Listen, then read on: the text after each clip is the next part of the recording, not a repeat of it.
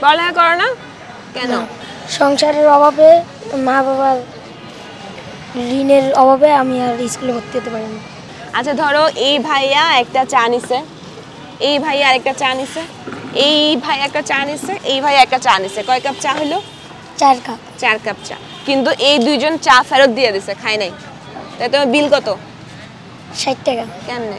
এই 2 ভাই ফেরত দিছে, এটা 120 টাকা 4 কাপের হয়। এই 2 কাপ ফেরত দিলে 60 টাকা যায়, তাহলে আর 60 টাকা থাকে। তোমার নামে বানান করতে পারো? লিখতে পারি। লিখতে পারো?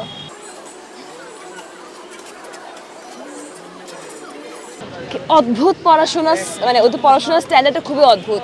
নাম কি? রমজান। রমজান। চা বিক্রি করে কয় টাকা পাও? 300-400। 300-400। বাসায় কে কে আছে? মা বাবা ছোট 2টা বোন। মা বাবা ছোট 2টা বোন। তুমি এত ছোট বয়সে কাজ করো কেন? পড়ালেখা করো না? না।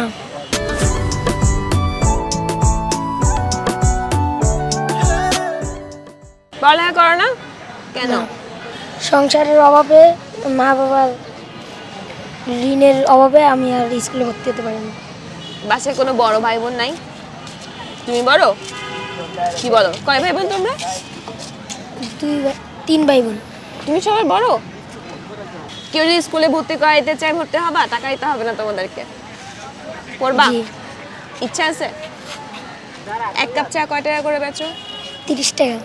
তাহলে যদি আমি 5 কাপ চা নিই কয় টাকা হবে? 150 টাকা। ভাই আগে আগে যোগ বিয়োগটাই শিখে ফেলে। 150 টাকা বলতে পারার জন্য তোমাকে আমি দিচ্ছি ফার্স্টে কত টাকা? নাও, তুই পুরস্কার পাইছো, নাও বাবা। এগুলো কি মালিককে দিয়ে দিবা গিয়ে টাকাটা? না, নিজে পকেটে ঢুকে ফেলো, না নিয়ে ফেলবে? আমার আমার এটা। আচ্ছা ধরো এই ভাইয়া একটা চা নিছে, এই ভাইয়া আরেকটা চা নিছে, এই ভাই একটা চা নিছে, এই ভাই একটা চা নিছে, কয় কাপ চা হলো? 4 কাপ। 4 কাপ চা। কিন্তু এই দুইজন চা ফেরত দিয়ে দিছে, খায় নাই। তাই তোমার বিল কত? 60 টাকা। কেমনে? এই ভাই একটা চা নিছে, এই ভাই একটা চা নিছে, এই ভাই একটা চা নিছে, এই ভাই চা নিছে। কিন্তু দাঁড়াও, কিন্তু এই দুইজন চাটা ফেরত দিছে, খায় নাই। বুঝছো? তাহলে কয় টাকা? তাহলে 60 টাকা হয়েছে, কারণ এই 2 ভাই ফেরত দিছে, এটা 120 টাকা 4 কাপের হয়। এই 2 কাপ ফেরত দিলে 60 টাকা যায়, তাহলে আর 60 টাকা থাকে। ওরে ভাই, কঠিন অবস্থা। ধরো তোমার তো আরেকটা 100 টাকা নাও। ও মানে যোগ বিয়োগ কিছু করতে হতো, মানে ব্রেইনে অটো ক্যালকুলেশন হচ্ছে। দেখে আরেকটু কঠিন করে দেয় এবার। হ্যাঁ, এখানে কয়জন মানুষ গণ তো? 1 2 3 4 5 6 7 8 9 10 11 12। 12 আমি 13। তুমি 14। 14 জন চা খাইলো, কয় টাকা বিল হবে? তাহলে 420 টাকা। হয় নাই।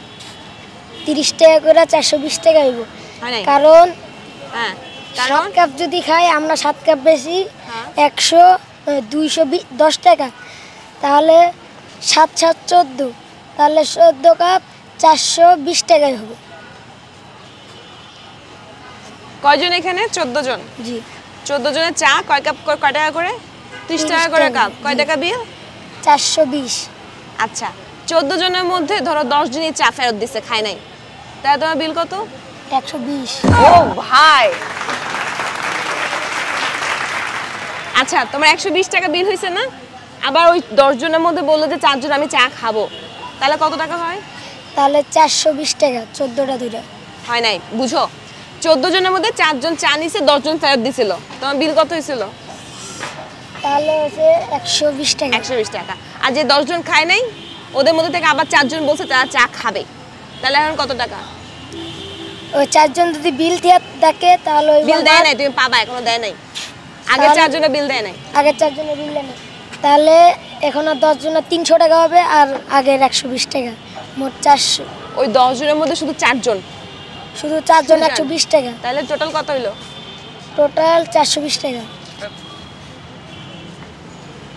বুঝো, প্রথমে 4 জন চা নিছে, কয় টাকা বিল? 120। এরপর 10 জন তো চা নেয় নাই, কিন্তু ওই থেকে 4 জন চা নিবে। জি। কত টাকা হইলো তাহলে? টোটাল কত হইলো? টোটাল 240। ধরো এবার আরেকটা জোর করে তোমার টাকা দিতেছি আমি, যোগ করাই। আচ্ছা আর কি করো চা বিক্রি করা ছাড়া? সারাদিন কি কি করো বলো, সারাদিন কি কি করো? খেলাধুলা করি। কি খেলাধুলা করো?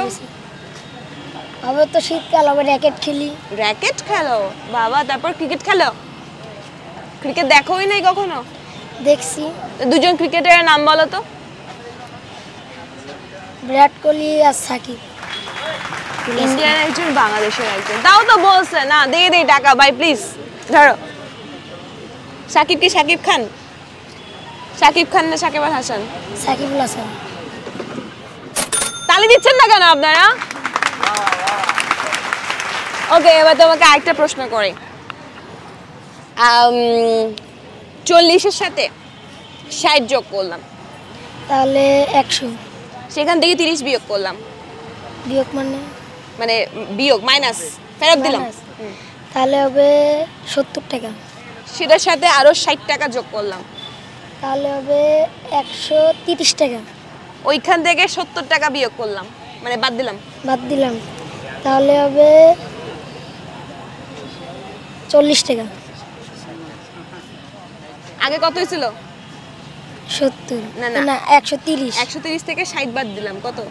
130 থেকে 60 বাদ দিছি, তাহলে হবে 70।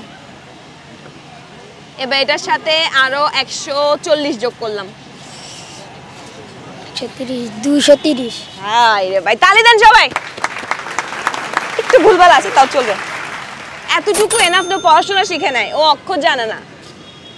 তোমার নামে বানান করতে পারো? লিখতে পারি। লিখতে পারো? বলো তো কি কি দিয়ে লিখতে হয় তোমার নাম? এটা তো আমি লিখতে পারি, আমি তো বলতে পারো না? একটা কাগজ কলম দেন, ওর নামটা লিখাই। কি অদ্ভুত পড়াশোনা, মানে ও তো পড়াশোনার স্ট্যান্ডার্ডটা খুবই অদ্ভুত। ওর নামের অক্ষরগুলো সে মুখে বলতে পারে না, কিন্তু সে লিখতে পারে। সে যোগ বিয়োগ কি বুঝে না, কিন্তু যা বলছে তাতে সে তার ক্যালকুলেশন, তার ম্যাথমেটিক্স খুবই ফার্স্ট। এমন হয় কেউ একজন পড়াশোনার দায়িত্ব নেন, যারা আমাদের দীপ্ত টিভি ডিজিটাল প্ল্যাটফর্ম থেকে আমাদেরকে দেখছেন। এর আগে আমরা একজন ছোট্ট মেয়ে ফুল বিক্রি করতো, ওর পড়াশোনার একজন দায়িত্ব নিয়েছে। ও রবীন্দ্র সরোবরে চা বিক্রি করে, ওর নাম রমজান। তো ওর পড়াশোনার দায়িত্ব যদি কেউ নিতে চান, তাহলে আমি রিকোয়েস্ট করবো সবাইকে এগিয়ে আসেন। এই যে নাম লিখছে,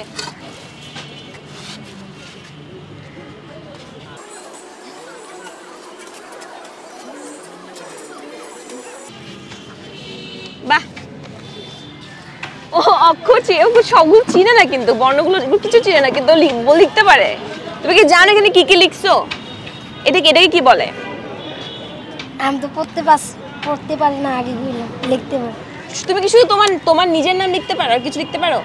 আমি 2 বছর স্কুল ছেড়েছি। যাই, তুমি কয় টাকা পাইছো একটু দেখি। 100 টাকা, 200 টাকা, 300 টাকা, আর তো 500 টাকা পেয়ে গেছে, আমি তো খেয়াল করি নাই। এই যে এখানে যে কাগজ দিয়ে গেল, সে কি তোমার দোকানের মালিক? কে চিনে? ওটাকে টাকা নিয়ে নিবে তোমার থেকে? ধরো এবার ধরে ক্যামেরা দিকে তাকায় সুন্দর একটা হাসি দাও। দাঁত দেখা যায় না? দাঁত দেখাও।